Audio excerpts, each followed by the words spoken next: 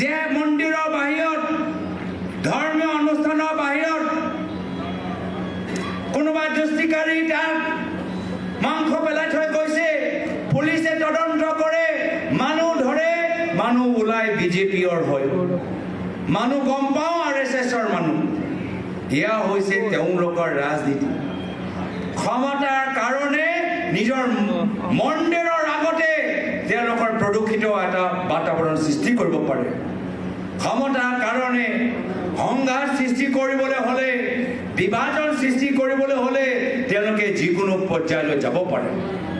আৰু সেইকাৰণে অসম আৰক্ষীৰ দায়িত্ব, যদি অসমখন ভাল পায়, অসমখনৰ ভিতৰত শান্তি বজাই ৰাখিবলৈ বিচাৰে, সংবিধানৰ মৰ্মে যদি আপোনালোকে কামখিনি কৰিবলৈ বিচাৰে, বাহিৰৰ পৰা যে RSS বজৰং দলৰ মানুহবোৰ সোমাইছে তেওঁলোকৰ ওপৰত চকু দিয়ক।